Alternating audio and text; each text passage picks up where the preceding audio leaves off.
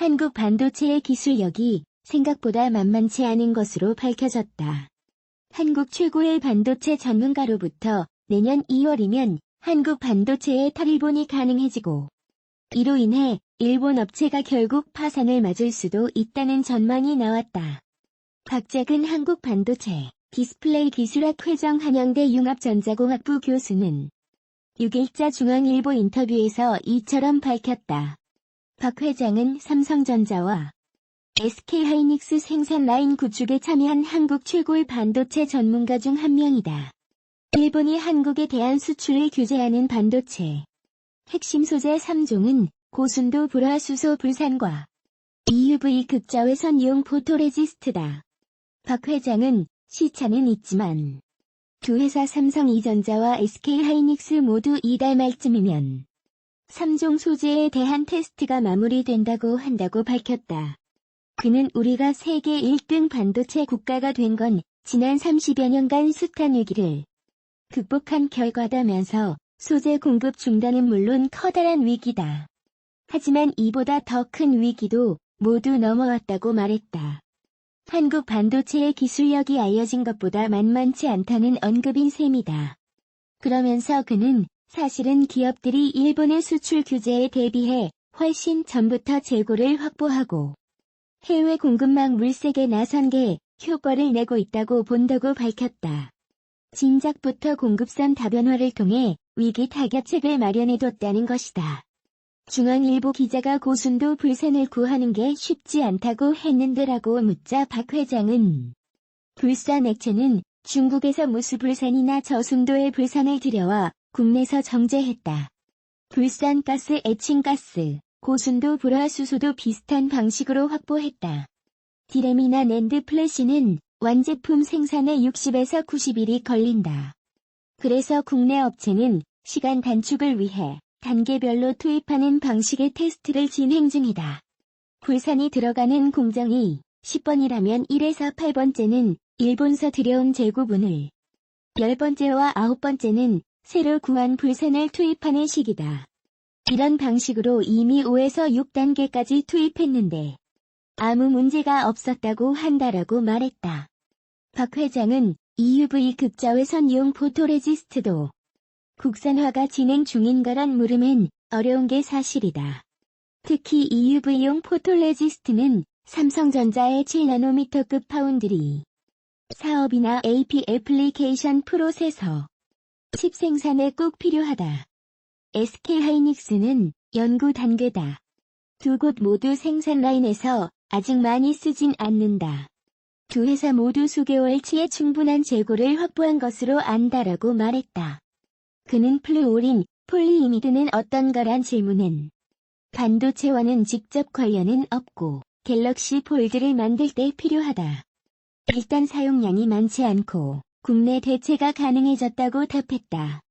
기자가 그렇다면 3종의 소재를 일본에 더 의존하지 않아도 되나라고 묻자 박 회장은 반도체 생산 라인이 한두 번 더 돌아가는 내년 2월쯤부터는 극단적으로 말하면 일본 소재를 안 써도 된다. 일본 업체는 일본 정부 때문에 이번에 글로벌 시장에서 신뢰를 상실했다면서 앞으로 일본 업체는 글로벌 공급 체인에서 소외되고 최대 수요처를 잃게 돼 경영난에 봉착해 이른바 아벨로 인한 파산이 발생할 수 있다. 하지만 불산이나 EUV용 포토레지스트는 기술 난이도가 높아 완전한 국산화까지는 1년 이상 소요된다. 자만할 때는 아니다라고 밝혔다. 박 회장은 화이트리스트 배제 문제까지 불거진 데 대해선 반도체 쪽은 반도체 장비와 마스크 기판, 실리콘 웨이퍼 등이 문제가 될 수 있다. 특히 일본서 거의 전량을 수입하는 마스크 기판이 문제다라면서도 기업들은 일본 외에 싱가포르 등에서 공급받는 방안, 고단결정 유리를 만드는 국내 업체나 미국 혼인과 협력 방안 등을 모색 중인 걸로 알고 있다고 결과를 낙관했다. 더불어민주당 일본경제침략특별위원회가 호사카 유지 세종대 교수, 양양자 전 국가공무원 인재개발원장, 송영무 전 국방부 장관 등을 특위 자문위원으로 위촉했다고 5일 밝혔다. 호사카 교수는 1988년부터 한국에 거주하다 2003년 귀화한 한일관계 전문가이고, 양 전 원장은 삼성전자 메모리 사업부 상무 출신의 반도체 전문가다. 이 밖에도 특위는 김병관 의원, 최강웅 데이터 정치경제연구원장 등 위원 2명을 추가 임명했다. 또 자문위원회는 호사카 교수, 양 전 원장, 송 전 장관을 비롯해 배연기 웨스가이드 대표, 도시환 동북아 역사재단 일본군위안보연구센터장, 김민철 민족문제연구소 선임연구원, 한혜인 성균관대 연구원, 조철 산업연구원 산업통상연구본부장, 홍성국 전 IBK 투자증권 리서치센터장 등 9명을 위촉했다. 특위 위원장을 맡은 최재성 의원은 이날 오전 특위 전체회의에서 일본의 규제 조치가 전면적으로 확산됨에 따라 우리도 전면전을 해야 한다며 특위의 보강이 불가피하다는 결론에 이르렀다. 역사 전문가 11분을 특위위원으로 모셨다고 밝혔다. 최 의원은 반도체 업계에서 30년 이상 근무한 반도체 전문가, 국방, 안보 전문가가 합류해 특위의 무게를 더했다며 또 IT 강국 대한민국을 만들어낸 1세대 벤처기업가 출신을 영입해 일본 조치의 영향을 더욱 정확히 바라볼 수 있게 됐다.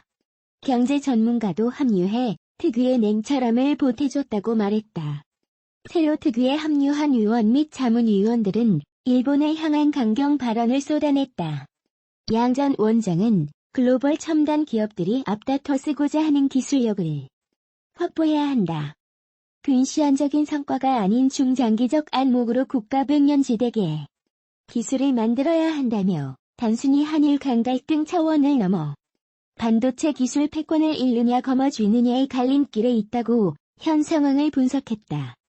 호사카 교수는 아베 정권은 지금까지의 상식적인 전통 일본의 보수 정권이 아니다며 일본에 의한 식민지 지배를 정당화하고 아시아 침략 전쟁을 아시아 해방 전쟁으로 얘기하고 난징 대학살이 없었으며 위안부가 합법이라고 주장하는 완전한 역사 수정주의자라고 비판했다.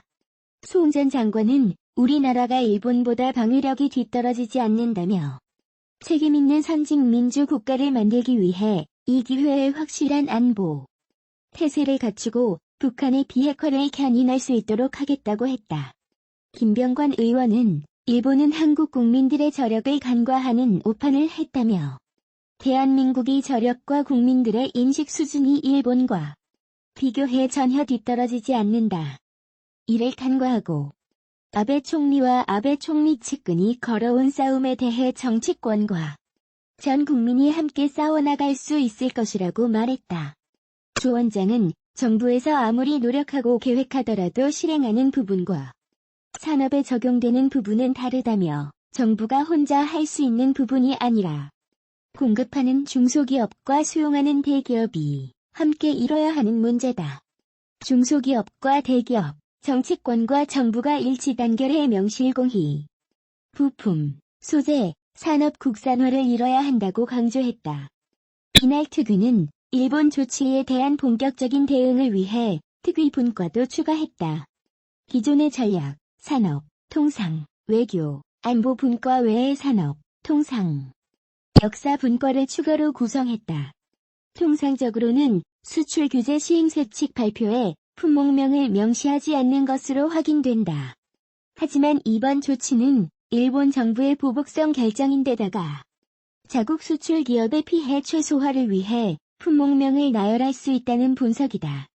1100여 개 품목 모두를 개별 허가로 돌릴 경우 자국 수출 기업이 혼란을 겪을 수 있고 수출에도 영향을 끼칠 수 있어 이로 인한 피해를 최소화하기 위해 한국 산업에 타격을 줄 품목만을 개별 허가로 나열한다는 것이다. 정부 관계자는 7일 발표하는 수출 규제 시행세 측에는 원칙적으로 새로운 내용이 담겨 있지 않을 것으로 본다며 만약 특정 품목만을 나열한다면 일본 정부의 의도가 더욱 명확해질 것이라고 지적했다. 이번 발표의 개별 허가 품목을 나열하는 대신 특별 일반 포괄 허가 리스트를 공개할 가능성도 거론된다. 특별 일반 포괄 허가란 화이트리스트 국가가 아님에도 일본 정부의 자율 준수 프로그램 CP 인증으로 개별 허가를 면제하는 제도로 3년 단위의 포괄 허가를 내준다. 중국, 대만 등은 일본 정부의 화이트리스트 대상 국가가 아님에도 일본 소재 수입에 어려움을 겪지 않는 이유다. 일본 정부는 지난 4일 한국을 화이트리스트에서 제외하면서 특별 일반 포괄 허가를 적용할 수 있다고 언급한 바 있다. 이 경우 CP 인증을 받은 일본 기업으로부터 수입 시 3년 단위로 포괄 허가 적용을 받게 된다. 우리 정부는 7일 일본 정부의 시행수칙 발표 내용에 맞춰 대응책을 수립해 나간다. 산업통상자원부 관계자는 7일 특별한 내용이 없을 것으로 예상한다며 만약 특정 품목을 거론하는 등 특이 내용이 있으면 거기에 맞춰 대응 조치를 취할 계획이라고 말했다. 화성시와 화성시회는 5일 시청 상황실에서 화성시 반도체 산업혁신 생태계 조성을 위한 간담회를 가졌다.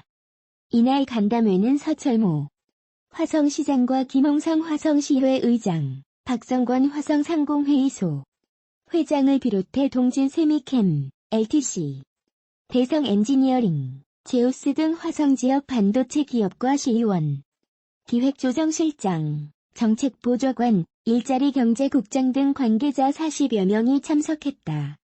간담회는 일본의 화이트리스트 배제 강행에 따른 기업의 애로사항을 청취하고 화성시 반도체 산업혁신 생태계 조성을 위한 방안을 논의했다.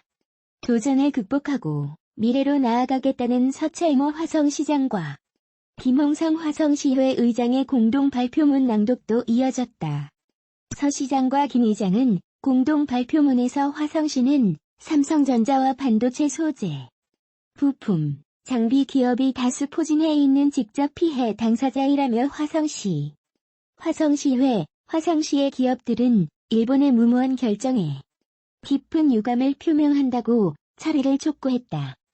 또한 화성시는 우리 기업들의 혁신 생태계 조성과 반도체 산업을 지원하기 위해 화성기업 혁신 플랫폼 구축, 반도체 센터 건립, 창업 인큐베이팅 센터 등을 준비해왔다며 이번 사태를 계기로 정부, 경기도와 함께 기업 지원 시스템, 기술 인력 양성 등 산업구조 혁신을 위해 최선을 다해 노력하겠다고 역설했다.